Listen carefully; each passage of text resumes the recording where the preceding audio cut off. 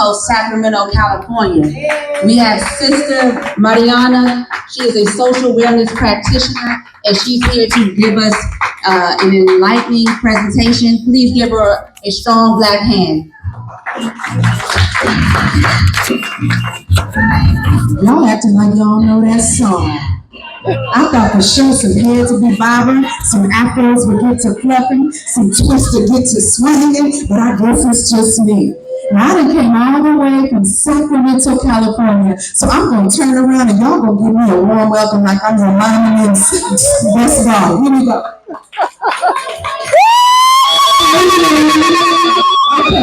Okay, I know y'all got a heartbeat. Now we got the music bumping. Thank you, DJ. Thank you. So check it out. I understand that you are all here to uplift the concept of unity in the community. I understand that you come from a variety of backgrounds and you have decided that no matter what our denominations are, no matter what our faith practices are, that there's some seriously critical work that needs to be done in the community. Can I get an amen and an a-woman? Oh, put a little stank on it one more time. Oh, and ashe. Amen, a-woman, and ashe, right? So the idea is that I have come here all the way from California, and I was just here in May doing some work, and I'm back again because the Life Center is where the heartbeat is at. And I understand that you all come here to convene so that you can work and study and cultivate self-reliance. I want you to know we're doing that out in California too, y'all. And as a social wellness practitioner, what my job is to do is to make sure that we get the head, heart, and spirit work in alignment so that we can do the movement work necessary. We got to be honest with ourselves that some of our movements meant well, but got derailed and infiltrated. Right. And a big part of that infiltration is the fact that we didn't get some of the mental health work. Some of the emotional hygiene work. When I say hygiene, sometimes our emotions get funky. And some of the social wellness work necessary for us to really work in harmony and put our differences aside so people can't come in between that and infiltrate the work that we need to do. Am I telling the truth or not? Right? So when I talk about social wellness work, I'm not talking about the social worker that got called on from CPS to come snatch somebody's kids.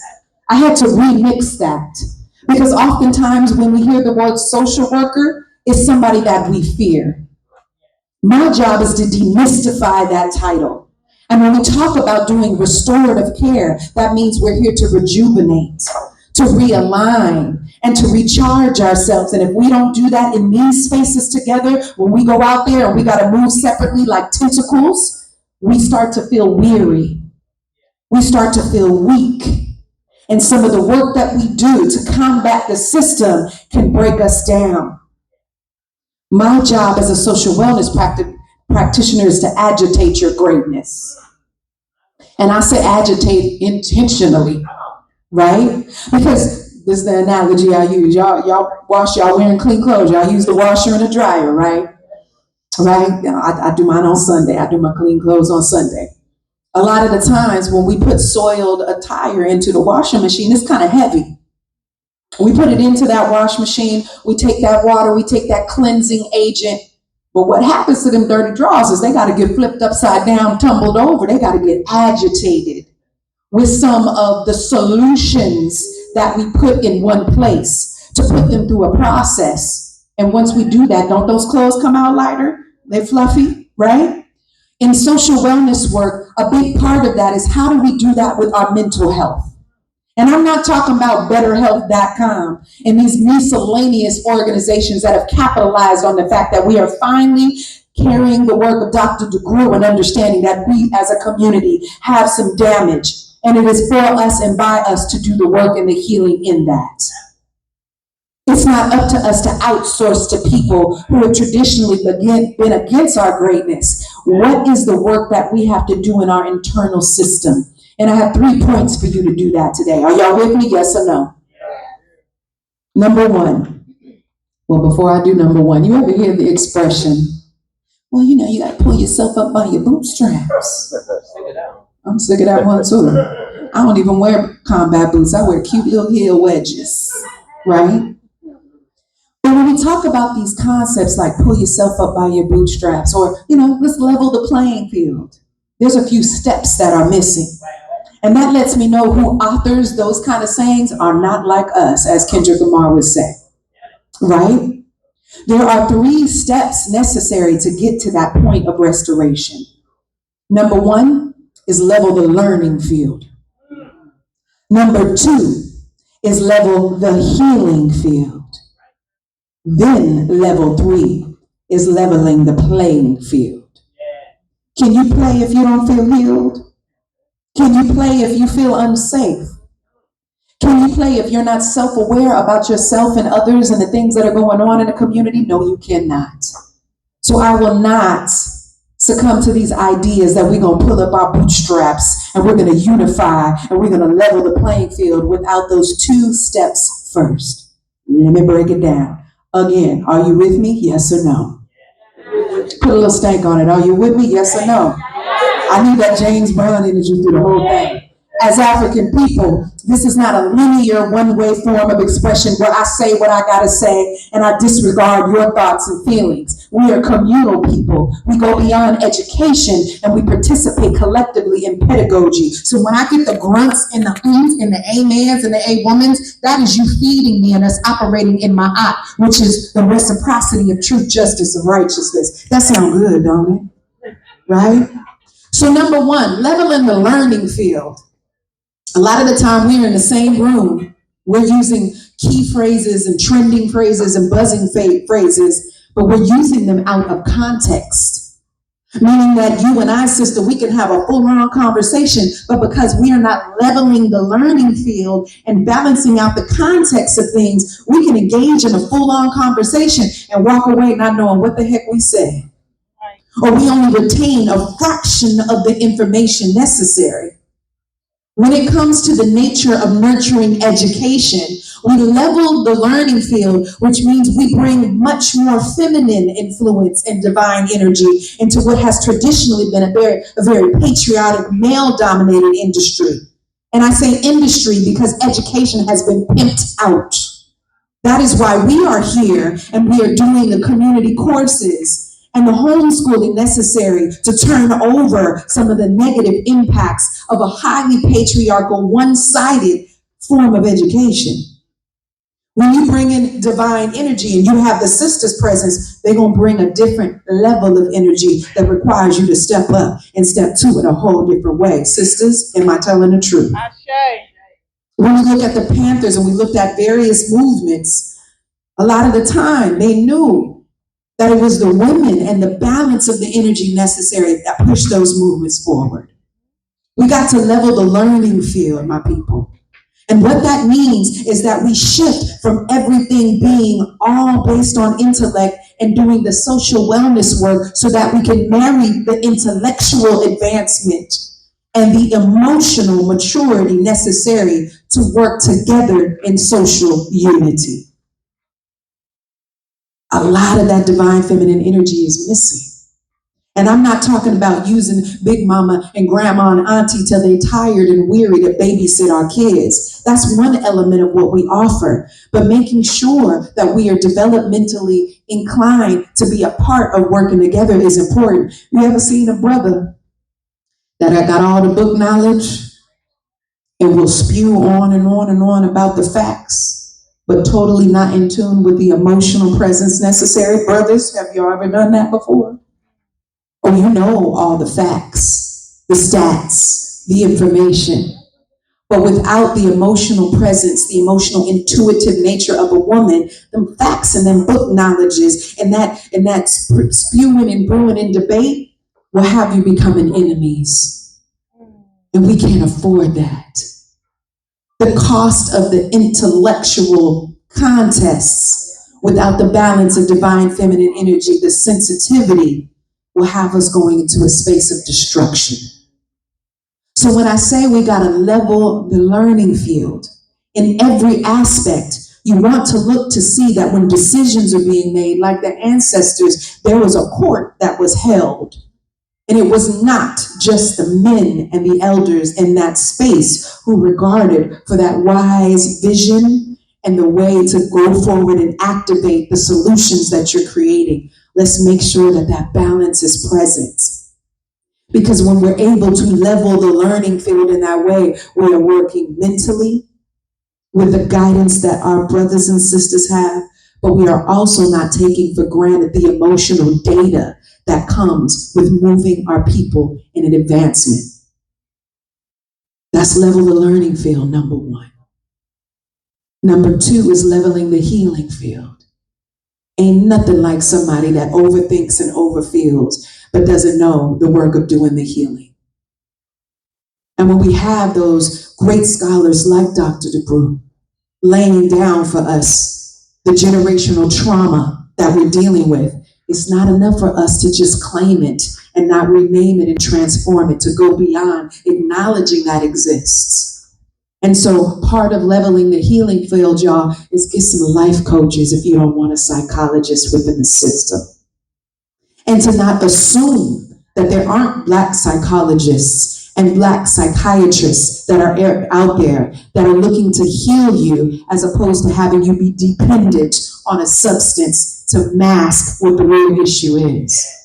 It's not enough for us to talk about the trauma and the 400 years of oppression, but then think we're not supposed to be signing up for some daily practices and commitments, just like y'all do going to the gym, right? Because y'all do work out.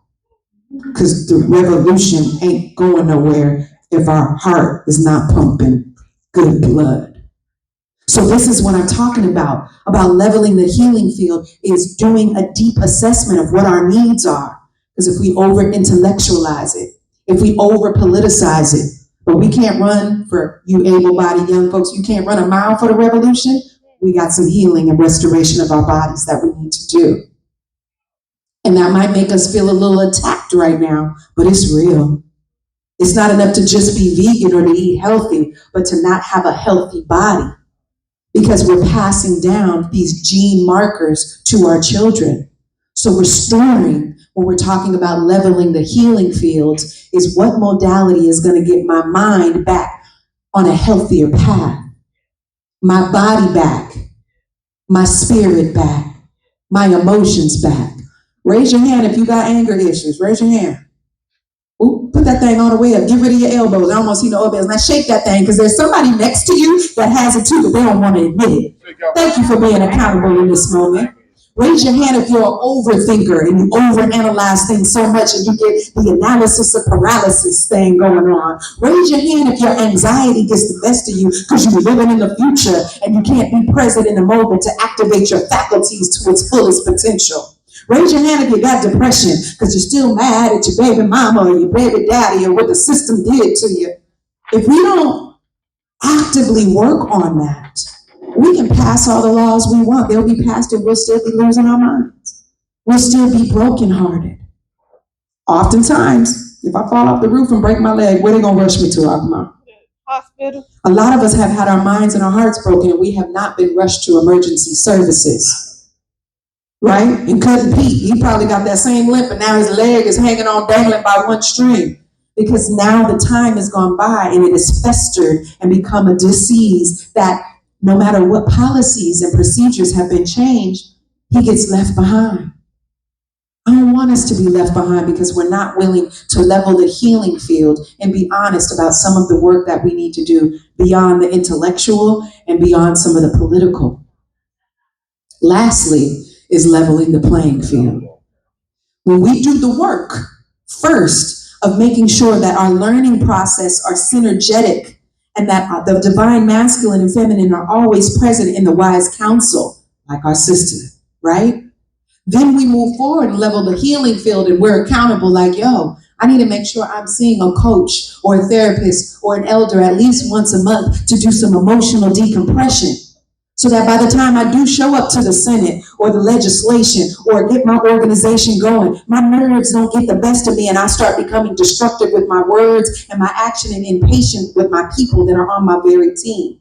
Once we start doing those two steps, the third step is much more palatable, realistic for us to do.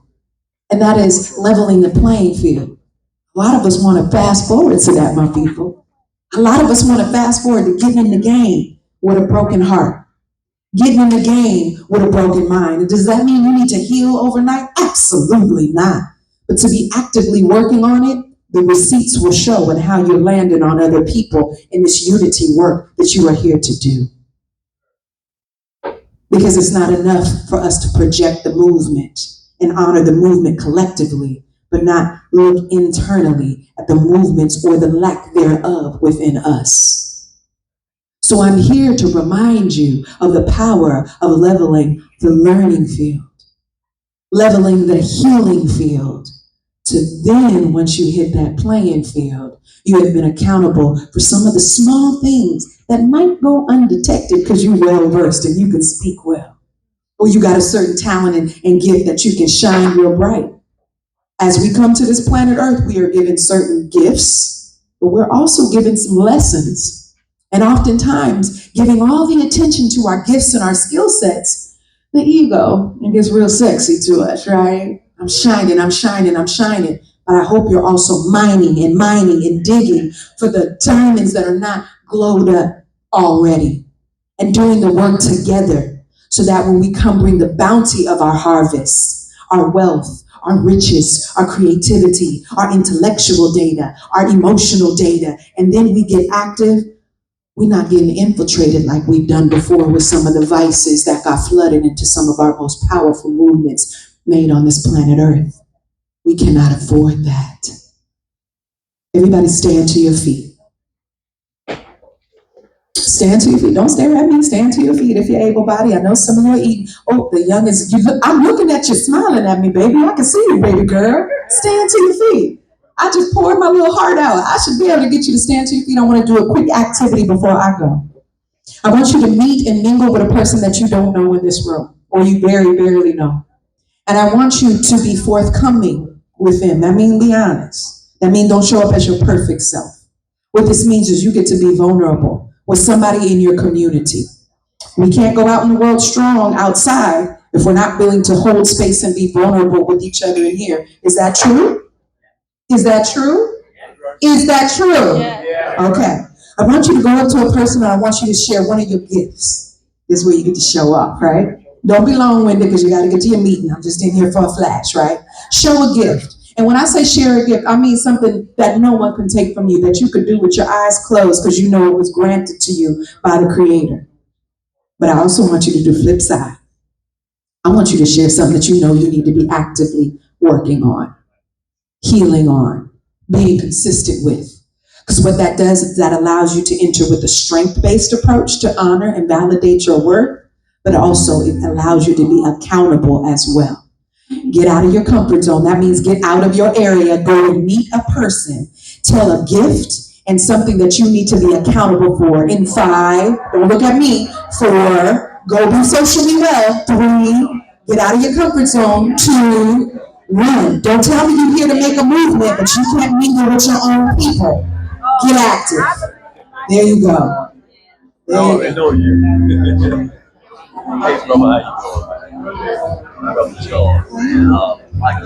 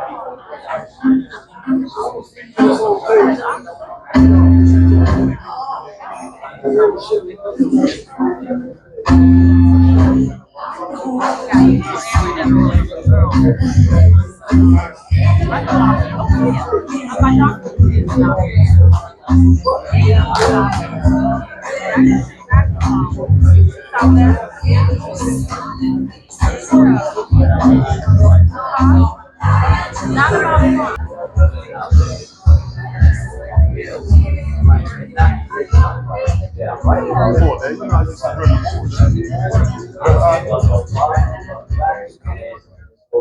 get your attention for 4 more minutes? Yes or no?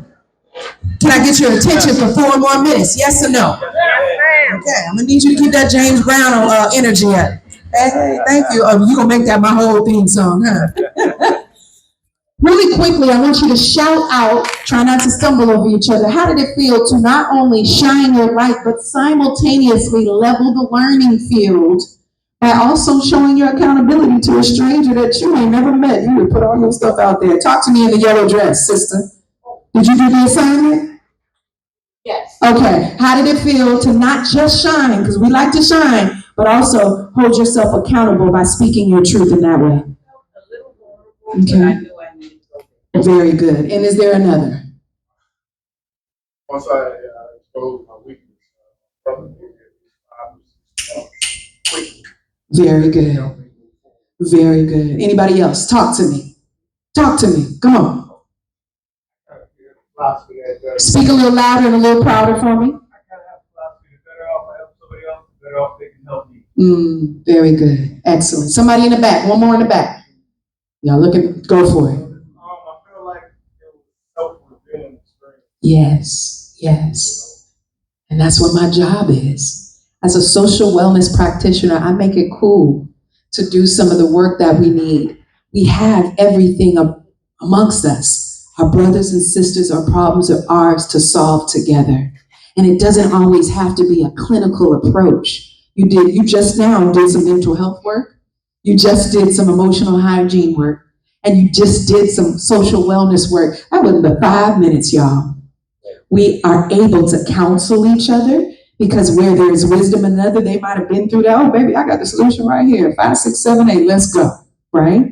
So I want you to understand that this leveling the learning field, leveling the healing field, leveling the playing field, again, is not always a clinical approach. We can do communal-based work like this, and I'm here for it. My brothers and sisters, I appreciate your time and your energy. I hope that this sets the tone for the continuum of the work that you're going to do in unifying from all your diverse backgrounds in order to restore our people to our traditional greatness. My name is Miss Marianna. You can visit missmarianna.today for more information, to book me for your keynotes, your trainings, your workshops, because this work is what I do, and I am doing it nationwide, and I will be doing it around the globe. Give thanks, and I share.